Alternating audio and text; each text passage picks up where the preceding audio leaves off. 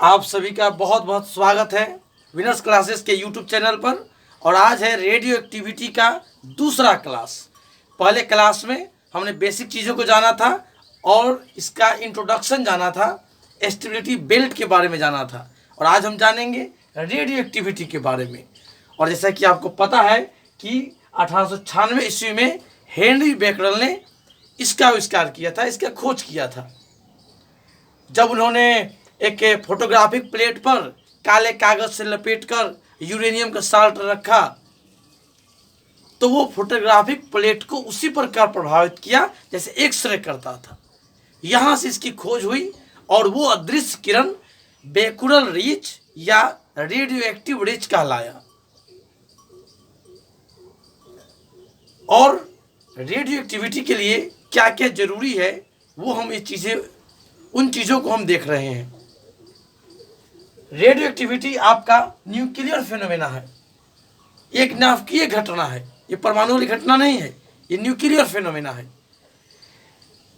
इसका एक और अर्थ है कि इस पर फिजिकल चेंज और केमिकल चेंज का कोई असर नहीं पड़ेगा।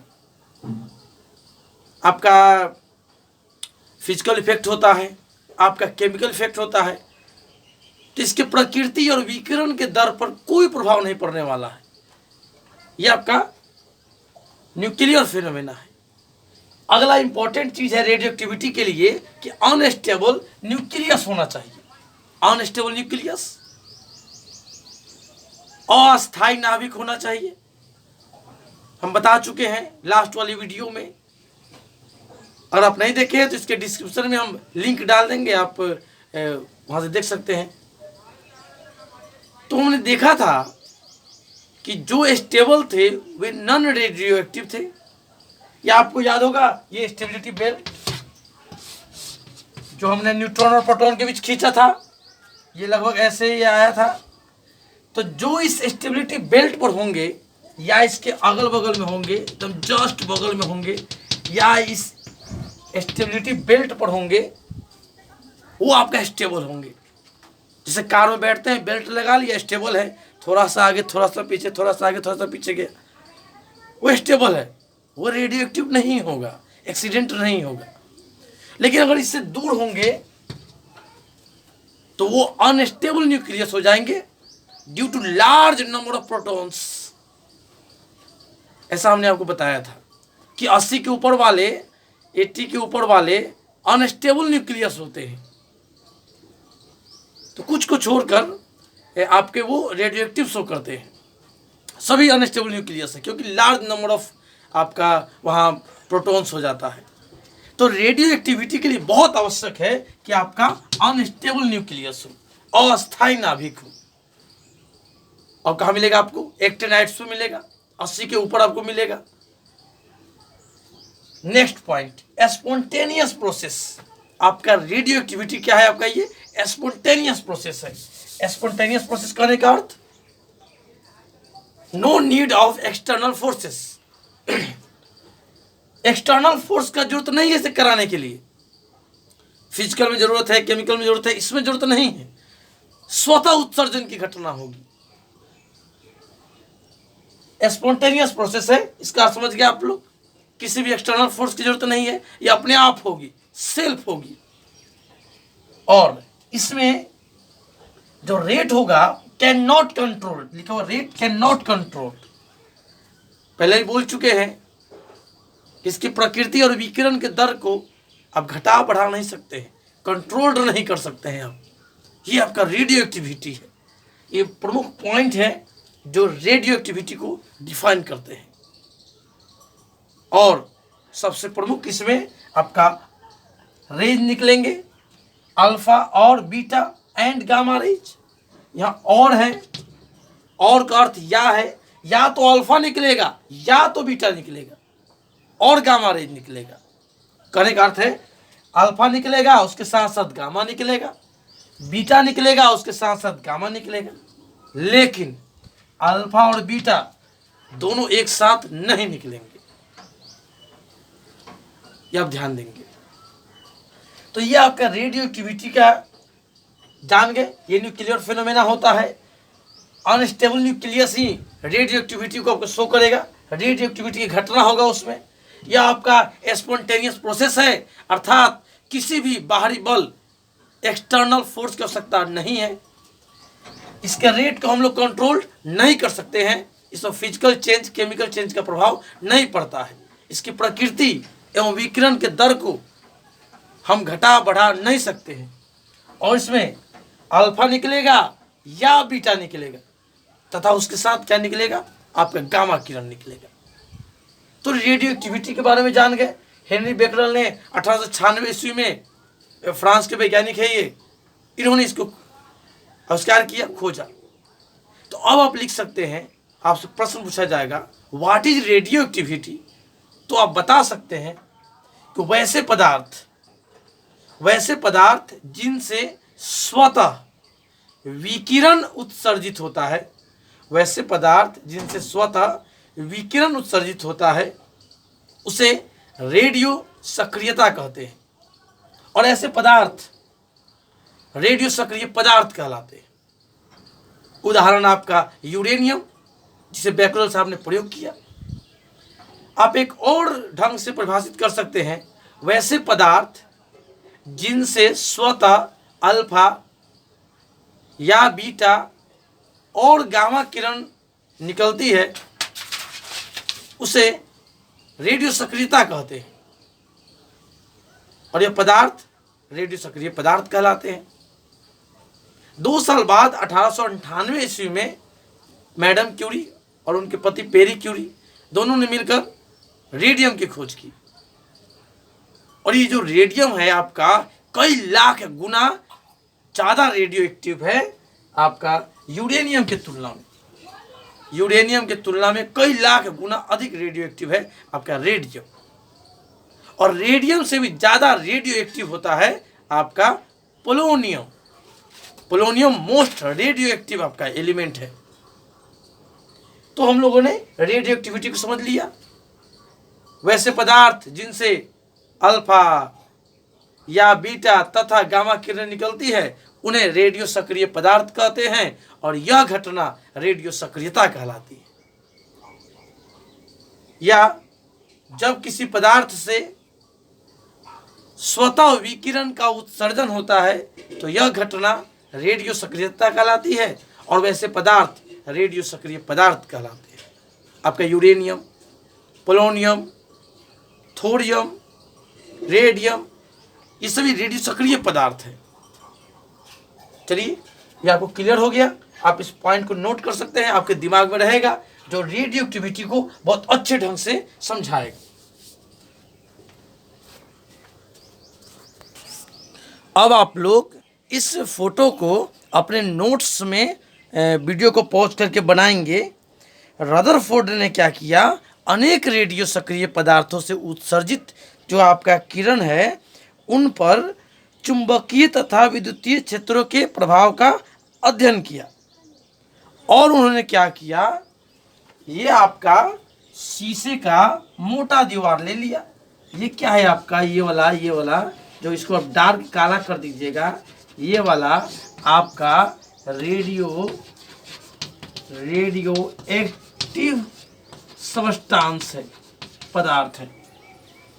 और क्या किया, इसको शीशा के मोटे दीवार से इसको ढक दिया, और एक पतला सा छोटा सा इसमें से छिद्र को छोड़ा और चुंबकीय और विद्युतीय क्षेत्र को लगा दिया। तो उन्होंने 3 प्रकार की घटनाएं देखी। पहली घटना ये देखी कि कुछ किरणें ऋण आवेशित भाग की ओर मुड़ जाती है, अर्थात चुंबकीय क्षेत्र में दक्षिण ध्रुव की ओर मुड़ जाती है। दूसरा उन्होंने देखा कुछ जो कण है वो ज़्यादा विक्षेपित होती है और वो धन आवेश की ओर मुड़ जाती है, अर्थात चुंबकीय क्षेत्र में वो उत्तरी ध्रुव की ओर मुड़ जाती है।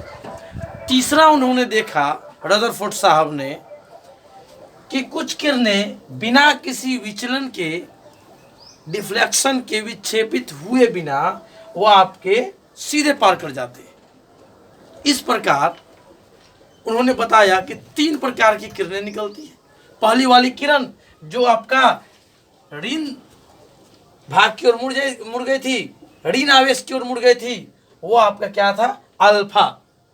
इसका अर्थ हो गया अल्फा क्या होता है, धनावेशित होता है।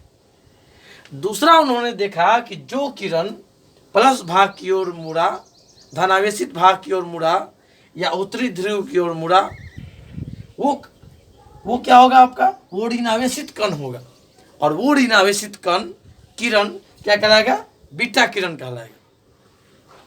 और जिन पर विद्युत तथा चुंबकीय क्षेत्र का कोई प्रभाव नहीं पड़ा, वो डिफ्लेक्शन नहीं हुआ, वो सीधे पार कर गए, वो क्या कहलाएगा, गामा किरण कहलाएगा, गामा किरण। आप एक चीज यहाँ और ध्यान देंगे, छोटा सा बात है कि ये जो बीटा जो है, ये बीटा जो है ये आपका स्ट्रीम ऑफ पार्टिकल्स है, बहुत सारा कण है, तो इसको किरण कहना उचित नहीं होगा, आप इसको बीटा कण कहेंगे। और वही है यहाँ पर अल्फा कण कहेंगे, हाँ इसमें गामा किरण कहेंगे। ये अल्फा कण होगा, बीटा कण होगा, क्योंकि ये स्ट्रीम ऑफ पार्टिकल्स है, ये किरण ना होकर स्ट्रीम ऑफ पार्टिकल्स है, कणों का बहुत सारा बहाव है, इसलिए कण कहना उचित है। और इन पर कोई प्रभाव नहीं पड़ा, ये आपका किरण है, आप इसको नोट कर लेंगे। और आप इस रदरफोर्ड के जो अध्ययन है, जो उन्होंने अध्ययन किया इन किरणों पर, अलग अलग रेडियो सक्रिय पदार्थ लेकर, अलग अलग बहुत सारा लिया उन्होंने, और ये बता दिया कि 3 तरह की किरणें होती है, अल्फा, बीटा और गामा। एक और इनके स्टूडेंट थे सोडी, तो आगे पढ़ेंगे भी रदरफोर्ड तथा सोडी का नियम, जो रेडियो एक्टिव डिसइंटीग्रेशन में आएगा।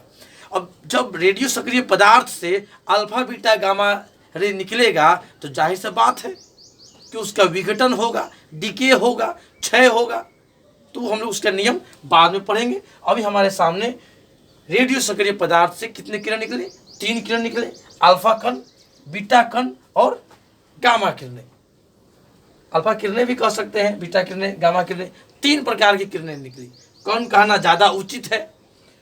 और ये आपका शीशा का है, ये रेडियो सक्रिय पदार्थ है, इधर आपका विद्युत चुंबकीय क्षेत्र लगा दिया, नॉर्थ पोल, इधर आपका साउथ पोल, और यहाँ से अल्फा, बीटा, गामा, 3 प्रकार की किरणें हम लोग को पता चल गई। अब हम लोग इस वीडियो में अब देखेंगे अल्फा कण की प्रॉपर्टीज, उसके बाद देखेंगे बीटा कण की प्रॉपर्टीज, उसके बाद देखेंगे गामा कण की प्रॉपर्टीज। Note down. ये अल्फा कण की प्रॉपर्टीज है, और आपको ये याद हो जाएगी यहीं पर, आप ध्यान से सुनेंगे और आपको समझ में आ जाएगा ये अल्फा कण क्या है। अल्फा कण वास्तव में ये हीलियम का नाभिक है। हीलियम क्या होता है, परमाणु संख्या 2, पिछले वीडियो पढ़ा है, परमाणु संख्या 2, द्रव्यमान संख्या 4, परमाणु संख्या 2, द्रव्यमान संख्या 4, 2 4 2 4, याद रहेगा आपका, हीलियम 2 4, अल्फा 2 4 2 4, अल्फा 2 4, और अल्फा का संकेत अल्फा प्लस प्लस भी होता है, क्योंकि अल्फा एक धनावेशित कण है।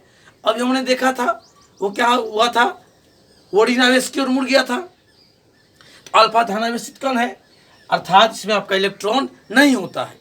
और वैसे भी मैं बोल रहा हूँ कि हीलियम का नाभिक है, और नाभिक में तो इलेक्ट्रॉन होता नहीं है। तो जब नाभिक में इलेक्ट्रॉन नहीं होता है तो प्रश्न पूछेगा कि अल्फा कण में कितने इलेक्ट्रॉन होते हैं, तो ये मत कहिएगा 2 प्रोटॉन 2 इलेक्ट्रॉन, नहीं, इलेक्ट्रॉन 0। इसमें आपका 2 प्रोटॉन और आपका 2 न्यूट्रॉन है, और आपका इलेक्ट्रॉन क्या है, 0। अल्फा कण में 2 प्रोटॉन है और आपका 2 न्यूट्रॉन है, और इलेक्ट्रॉन क्या होते हैं, 0। Alpha plus plus, helium plus plus, यानी ये आपको समझ में आ रहा होगा, ये 2 इलेक्ट्रॉन का त्याग कर दिया, इलेक्ट्रॉन तो बचा ही नहीं। तो अल्फा जो है वास्तव में क्या है, आपका हीलियम का नाभिक है, और अल्फा में इलेक्ट्रॉन नहीं होता है, अल्फा में इलेक्ट्रॉन 0 होता है। संकेत आप कैसे लिख सकते हैं, अल्फा 2 4 या alpha plus plus, 2 proton 2 neutron, और आपका इलेक्ट्रॉन क्या हो गया, आपका 0। बताए थे कि ये प्रोटॉन की संख्या होता है, और घटाते तो न्यूट्रॉन निकलता है। तो वस्तुतः में अल्फा प्लस प्लस ही आपका अल्फा कण है, इसलिए मैंने लिख दिया, इसका इलेक्ट्रॉन क्या होगा, इसमें 0 होगा। आगे आते हैं, ये धनावेशित कण है, ये तो आपको मालूम चल चुका है, धनावेशित कण है। अभी आपने रदरफोर्ड का प्रयोग देखा था। और ये भारी कण है। भारी कण क्यों है, क्योंकि आपने देखा था पीछे वाले फोटो में कि उसका जो डिफ्लेक्शन था वो कम था, डिफ्लेक्शन कम था, इसीलिए आपका ये क्या है, आपका अल्फा क्या है, भारी कण है। एक और रास्ता है, यहाँ लिखा हुआ है 4, हीलियम 2 4, अल्फा 2 4, तो मास इसका 4 गुना हो जाएगा। तो 4 इंटू 1.66 गुना 10 का पावर माइनस 27 kg वहां से बना लेंगे। तो ये 4 गुना हो गया, ये भारी हो गया। अच्छा, एक और चीज, जो मोटा आदमी होगा, जो भारी आदमी होगा, वो धीरे धीरे दौड़ेगा, जो पतला आदमी होगा वो तेज दौड़ेगा। तो भारी होने के कारण इसकी पेनिट्रेटिंग पावर जो होती है, जो इसकी वेदन क्षमता होती है, वो अब कम होती है, वेदन क्षमता कम है। ये भारी होने के कारण इसकी वेदन क्षमता क्या होती है, कम होती है, यदि घुस नहीं पाता है उसमें। आयनीकरण सबसे अधिक होती है, बीटा से 100 गुना और गामा से 10,000 गुना। ये बहुत ज्यादा मोस्ट आयोनाइजेशन पावर आपका किसके पास होता है, अल्फा के पास होता है। आयनीकरण की क्षमता सबसे अधिक होती है अल्फा कण के पास। होगा क्यों नहीं, क्योंकि इसके पास चार्ज होता है, प्लस प्लस चार्ज है, हाईएस्ट चार्ज है। जब हाईएस्ट चार्ज है तो आयनीकरण क्या करेगा, ज्यादा होगा, इस सबको आयन में बदल देगा, सबको आयन में बदल देगा ये। और इसका जो वेग होता है वो प्रकाश के चाल के 1/10 भाग से भी क्या होता है, कम होता है। आपने क्या क्या देखा अल्फा कण में, अल्फा कण क्या है, हीलियम का नाभिक है 2 4, इसमें 2 प्रोटॉन 2 न्यूट्रॉन और आपका इलेक्ट्रॉन क्या होता है, 0 होता है। यह धनावेशित कण है। अल्फा कण एक भारी कण है क्योंकि इसका विक्षेप डिफ्लेक्शन कम होता है। चूंकि यह हाईली चार्ज जो होता है, इसीलिए इसमें आयनीकरण की घटना बीटा तथा गामा से क्या होती है, अधिक होती है। इसकी वेदन क्षमता क्या होती है, कम होती है। और इसका वेग क्या होता है, प्रकाश की चाल के 1/10 भाग से भी क्या होता है, कम होता है। इसकी और भी प्रॉपर्टी होती है, ये शरीर के मांसपेशियों को जलाता है, यह उन्हें हानि पहुंचाता है। इसमें प्रकिरणन की घटना होती है, यह फोटोग्राफिक प्लेट को प्रभावित करता है। तो ये आपके अल्फा कण के गुण हो गए। क्या क्या हुआ, यह फोटोग्राफिक प्लेट को प्रभावित किया, इससे प्रकीर्णन की घटना होगा।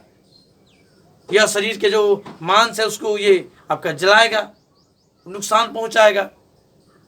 और एक और गुण होता है, यह ZNS पर डालिएगा तो यह फ्लोरोसेंस प्रतिदीप्त उत्पन्न करेगा, ZNS पर डालिएगा तो प्रतिदीप्त उत्पन्न करेगा।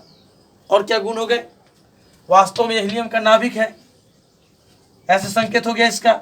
इसमें इलेक्ट्रॉन 0 होता है, 2 प्रोटॉन 2 न्यूट्रॉन होते हैं। यह धनावेशित कण है, यह भारी कण होता है क्योंकि इसका विक्षेप कम होता है। इसमें आयनीकरण सबसे अधिक होती है क्योंकि यह हाईली चार्ज होता है। ये गैस का आयनीकरण कर देगा, जिस गैस से अल्फा कण गुजरेगा सबको आयन में बदल देगा। आयनीकरण अधिक होती है। क्योंकि ये भारी होता है अतः किसी चीज में घुस नहीं पाता है। इसकी वेदन क्षमता पेनिट्रेटिंग पावर कम होती है। और इसका जो चाल होता है वो प्रकाश की चाल के 1/10 भाग से भी क्या होता है, कम होता है। क्लियर, आप इसको नोट कर सकते हैं। और ये भी पॉइंट लिख लीजिएगा, ये प्रकीर्णन करेंगे, ये ZNS पर पढ़कर प्रतिदीप्त उत्पन्न करेंगे, ये शरीर के मांसपेशियों को जलाते हैं। आप अल्फा के गुण इस वीडियो को 1 बार 2 बार देखिए और खुद से आप लिख कर देखिए। अब आपको मैं बताऊंगा बीटा कण का गुण। अब हम लोग बीटा कण के बारे में पढ़ेंगे। बीटा कण बहुत ही हल्का कण होता है। और एक बात आप जानेंगे आइंस्टीन के समीकरण में कि जब हल्के कण होते हैं जो बहुत फास्ट जाते हैं, हल्के कण जब बहुत फास्ट जाते हैं तो उनका मास वेरिएबल होता है, उनका मास बदलते रहता है। तो बीटा कण बहुत हल्का कण है क्योंकि हमने रदरफोर्ड में देखा था इसका विक्षेप ज़्यादा हुआ था। तो बीटा कण एक हल्का कण है, बहुत तीव्र वेग से जाएगा, अतः इसका मास अनडिफाइंड हो जाएगा। आप मास नहीं बता सकते हैं। मास ऑफ बीटा आपका क्या हो जाएगा, अनडिफाइंड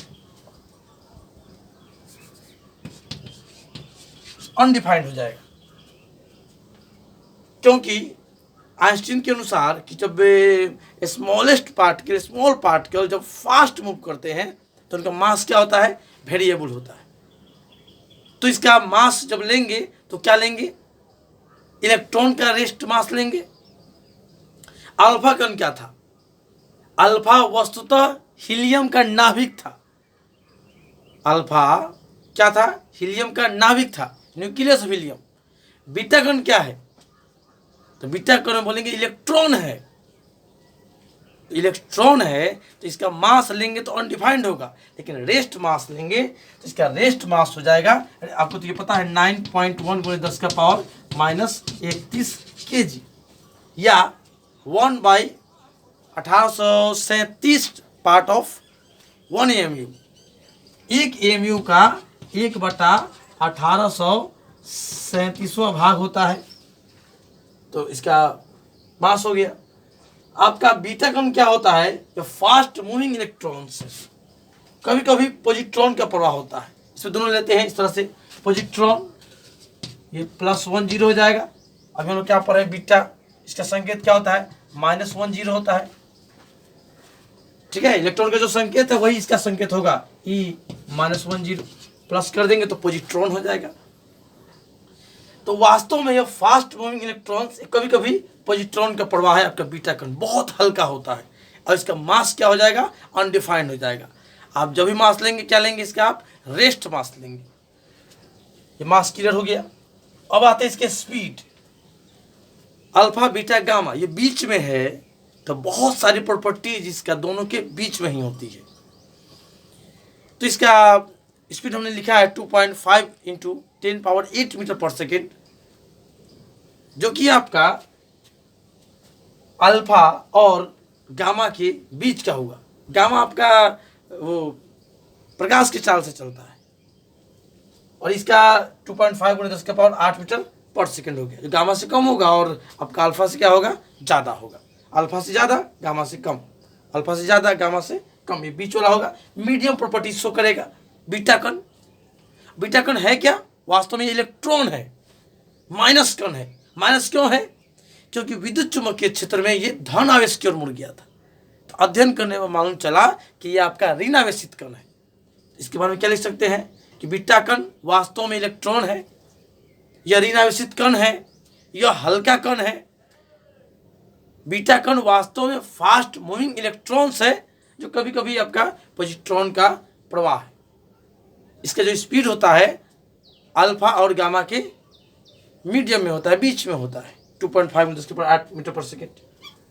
और इसकी वेदन क्षमता जो होती है वो अल्फा से 100 गुना ज़्यादा होती है। लेकिन गामा से क्या होती है, ये गामा है, तो बीटा की वेदन क्षमता अल्फा से 100 गुनी अधिक होती है, लेकिन गामा से क्या होती है, कम होती है। यह आपका प्रतिदीप्त उत्पन्न करेगा, यह आपका प्रकीर्णन दर्शाएगा, और इसकी जो फोटोग्राफिक प्लेट पर प्रभाव है, फोटोग्राफिक प्लेट पर प्रभाव है, वह आपका अल्फा से क्या होगा, ज़्यादा होगा। फोटोग्राफिक प्लेट पर प्रभाव अल्फा से क्या होगा, ज़्यादा होगा। और इसकी आयनीकरण, आयोनाइजेशन पावर फिर वही होगा, अल्फा और गामा के बीच होगा। तो अल्फा से कितना होगा, ये कम होगा, 1/100 गुनी कम होता है। इसकी आयनीकरण जो क्षमता है वो अल्फा से क्या होगा, आपका कम होगा। कितना कम होगा, 1/100 गुनी कम होगा। इस प्रकार ये बीटा कण हो गया, आप इसको नोट कर सकते हैं। अब पढ़ेंगे लास्ट गामा किरण।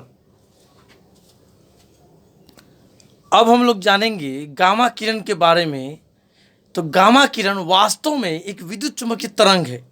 आपका अल्फा कण क्या था, हीलियम का नाभिक था। बीटा कण क्या था, आपका इलेक्ट्रॉन था, फास्ट मूविंग इलेक्ट्रॉन था। गामा किरण क्या है, यह आपका गामा किरण एक विद्युत चुम्बकीय तरंग है जो एक्स किरण की भांति है, लेकिन इसका तरंग दैर्घ्य जो होता है वो एक्स किरण से छोटा होता है, जिसके कारण इसमें ऊर्जा क्या होती है, बहुत अधिक होती है।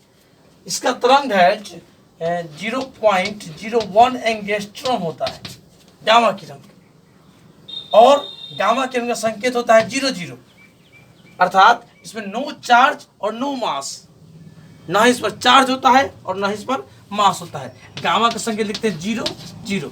नो चार्ज नो मास।